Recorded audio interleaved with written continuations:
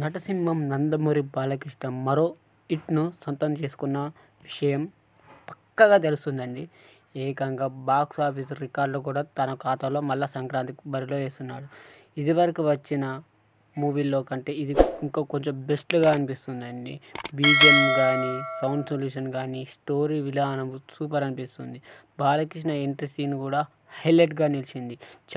కథ విషయానికొస్తే చంబల్ ప్రాంతంలో తాగునీరు, సాగునీరు లేక అక్కడి ప్రజలు ఎన్నో కష్టాలు పడుతూ ఉంటారు. మరోవైపు బలవంత్ సింగ్ ఠాగూర్ అనే విలన్ ప్రజలను పీడిస్తూ ఉంటారు. అక్కడి ప్రజలు మరింత కష్టపడుతూ ఉంటారు. ఈ క్రమంలోనే జరిగిన కొన్ని సంఘటన పరిమాణం నేపథ్యంలో ఇంజనీరింగ్‌గా బాలకృష్ణ ఆ ఊరికి వెళ్తాడు. ఇక ఆ ఊర్లో పడుతున్న ఇబ్బందులను చలించిపోయిన ఆ ప్రాంతానికి నీరు తేవడానికి ఏం చేశాడు? ఏ క్రమంలో సీతారాం ఎదుర్కొన్న పరిస్థితులు ఏమిటి? అతనికి డాక్ మహారాజు ట్రాక్ ఏమిటి? సీతారాం డాక్ మహారాజుగా ఎలా మారాడు? చివరి వరకు డాక్ మహారాజు ఏం సాధించాడు అనేదే మిగిలిన కథ.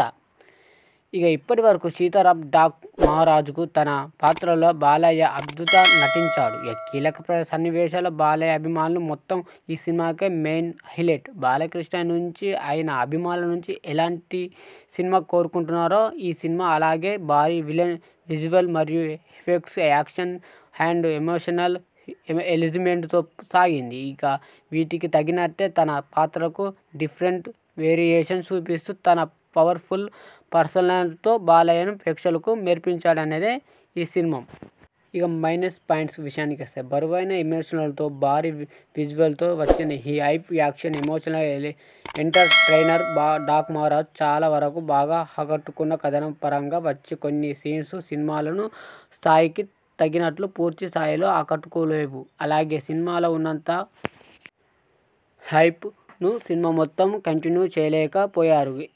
బాలయ్య విలన్ మధ్య ట్రాక్ ఇంకా బెటర్‌గా ఉంటే బాగుంటుండేది. మొత్తానికి కథలో చెప్పాల్సిన మెయిన్ థీమ్‌తో పాటు కీలక సన్నివేశాల్లో మంచి పనితీరు కనబరిచిన దర్శకుడు బేబీ.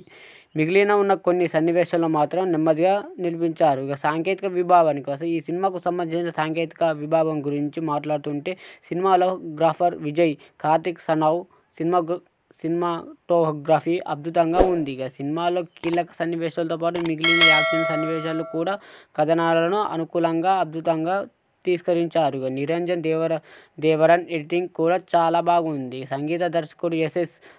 తమన్ సమర్పించిన పాటలకు చాలా బాగున్నాయి. వాటికి పిక్చరైజేషన్ సూపర్‌గా ఉంది. నేపథ్యంలో సంగీతం కూడా ఆకట్టుకుంది. బేబీ రచయితగా దర్శకుడు ఈ చిత్రానికి పూర్తి న్యాయం చేశారు.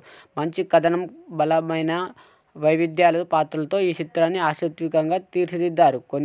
కొన్ని చోట్ల ఆయన కథనాన్ని ఇంకా ఆకర్షణీయంగా మిగిలించి బాగుండేది. సూర్యదేవరన్, నాగవంశీ, సాయి సౌజన్య అక్కడ కాంపోజిషన్స్ కూడా ఈ చిత్రానికి నిర్మించారు. వారి నిర్మాణాలకు విలువ అద్భుతంగా ఉన్నాయని చెప్పవచ్చు.